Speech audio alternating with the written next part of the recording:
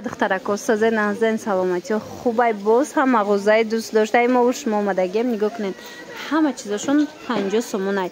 امروز نبار از نمی نقطه سودا میشوم خب برای فصل دونه و وردگان هم پلاچشکا هم دویکا دخترونه پسرونه همه چی هسته مرمت بیاین بازار کاروان طرفی تیلو بازار بین 11 و 12 دروازه میشود. یعنی مغازه شگی دخترو 50 سومونه.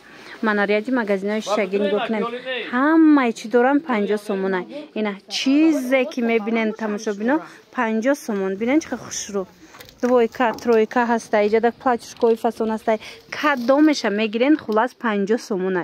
از دیگه نوروده با جداگونه همش من نشون میتونم باوری دارم معقولتون میشه سرنجکای خچونم اتمتید میکنم حتما درومده اوجا با پیگیری کنین بروشون پت پیسات کنین تا اینکه از عکساشون قفون نمونین. وای ترویکا را بینین دخترکوی قخشرویه مرحمت اینا بینین چه فسون چایه 50 سوم باور میکنن. اینا برای توفه میبرین برای کودکاتون میبرین. ماتریالش با موسلین ای هم قخشره ماتریال موسلین خودتون میدونن که چقدر ماتریالی براحت ای کودک ده ایامین نوارجدانی سر کرده تا چرمواره میشوه. این رسوید کوش دخترو مرمت کس ده در کورای بیاین بازاری کاروان طرفی تیلو بازار بین 11 و 12 دروازه ریادی مغازه شگی مغازه 50 سومونه. رقم مغازه تون چند بود؟ مغازه رقم 49. دخترکو بیاین با آسانی پیداشون میکنن.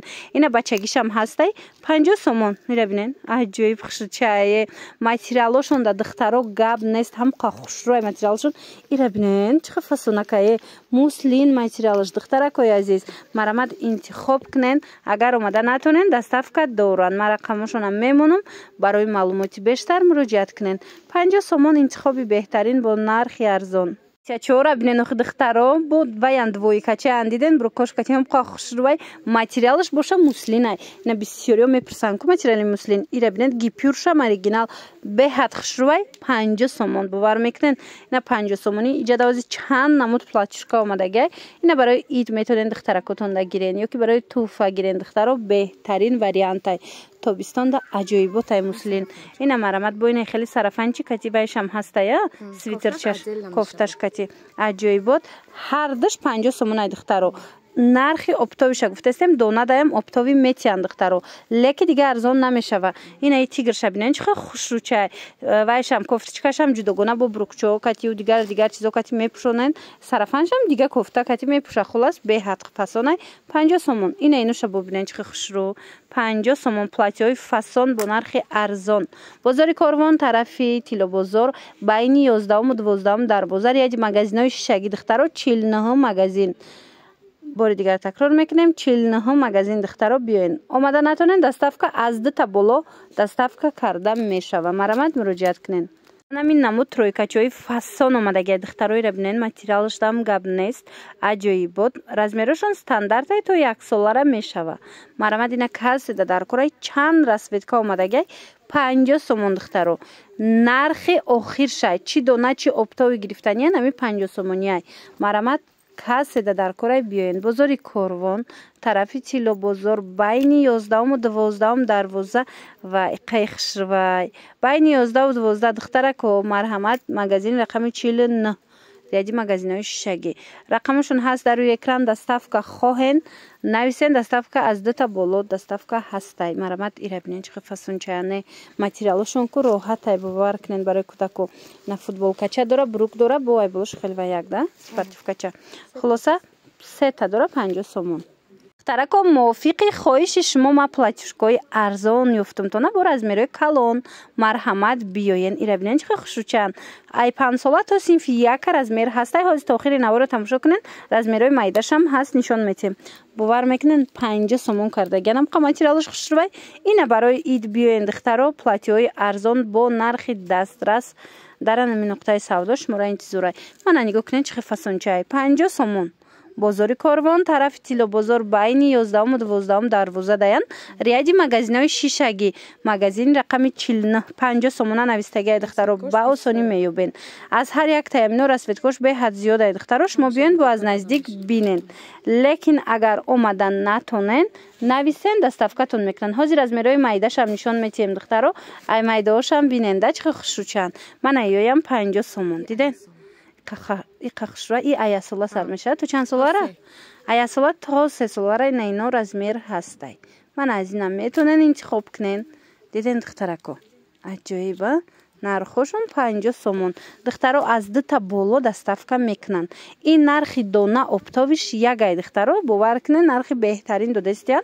اینا بود سیمبولیکی پیشاید کرتای ارزان نمیوبین. این نقطه سودا دا باور کنین هم بسیار ای کرتاچه 50 سومونی مرامت دویکا کرتاچی زدار کرایتونه بیاین این مگزین 50 سومونه دا میتونین که خریداری کنین. منه ایره بینین چند رسوید که دوره دخترو و دخترکو ایره بینین 50 سومون هم قدویکا چوی فاسون اومده صفتش دا گب نیست دخترو. این مرامت کسی دا در کرای 50 سومون بیاین. بازار کاروان طرف تیلو بازار بین 11 و 12 دروازه مگزین رقم 49 ریاضی مگزینای شگی.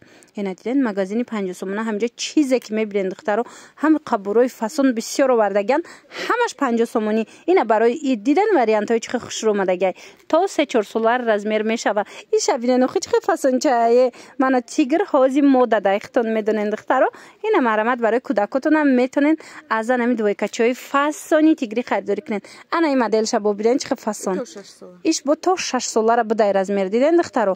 مرحمت بیاین بهترین وریانتو اینا یویم خشروه بهترین وریانتو در این نقطه سودا شما را انتظاره با نرخ دسترس دخترو همگی 50 سومون دستافکا دورن. مرحمت دستافکا از 2 تا بالای دخترو اینو نرخ اپتا بشه دونه دم همین نرخ میتن دخترو دیگه ارزون نمیشه. مرحمت مراجعت کنین. انا دویکچه و من دویکچه خوش روگی را بینین دخترکوی عزیز باری نو اومدگی 50 سومون باور میکنین 50 سومون تا آخری نو را تماشا کنین. یا نمو دویکای فاسون اومدگی همش برای اید برای فرزندای شما یا همش بچگی نه بچگیوش دختریوش نوار گرفتم اینا بچگیوش هم بینین دخترو. مرحمت از 1 سال تا 4 سال رزمیر هست صفاتشون به حد خوشروی با بیاین از نزدیک بینین. 50 سومون بازاری کاروان طرف تیلو بازار مرحمت بین 11 و 12 دروازه داین مگزین رقم 49 ریاضی مگزینای شیشگی دستافکا 2 تا بالای دخترو باور کنین ماتریالوش دا گپ نیست. اینا با بیاین خطون از نزدیک بینین مقایسه کنین. 50 سومون کدو میشه میگیرین نمیجا 50 سومونی مگزین رقم 49 دخترو. مرحمت نرخ دونه اپتم همش یگای 50 سومون دخترو.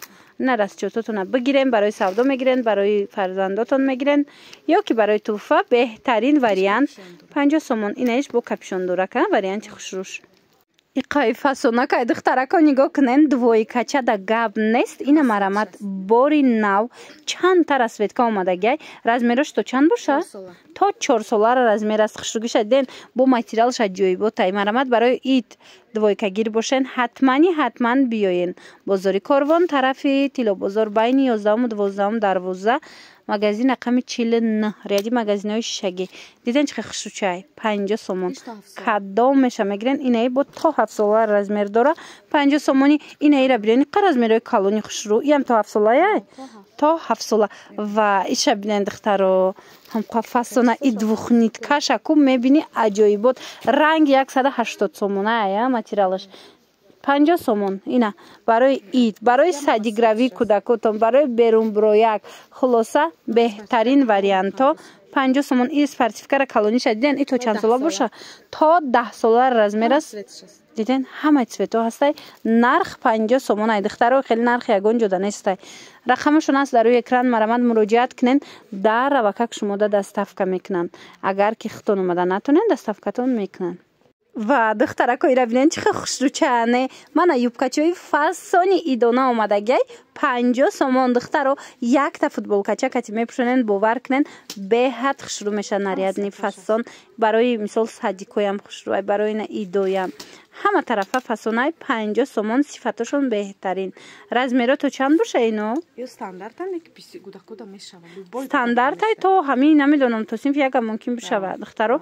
مرامد اینا کاسه در کره ایره بینین چه رسوید که چوی خوش رو دوره 50 سومونی دخترکو بیاین. بازاری کاروان طرف تیلو بازار بین 11 و 12 دروازه 49 магазин ряди магазинҳои шишагӣ ин нуқтаи савдо да бор ҳамаш 50 сомония.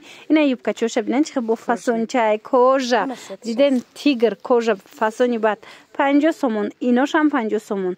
Мана чи цвете дар кораитона 50 сомони инош бо джинсая инаи моделако бо джинсовкаян диден духтаро 50 сомони. бозори Корвон чихеле гуфтум духтаро биёен ина агар омадан натонен бинависен хичон шумо да доставка мекунен. Ҳамин магазина диден чихе бор бисёрай. Ина инҷа ҳамаш 50 сомонай. Двойкая иҷада тройкая чизе ки мегирен ина 50 сомон. Размер аями малютка сар карда то подростковира размер дора на. Ина размери калонам ҳастай духтаро. Хулас омада аз наздик тамошо кунен.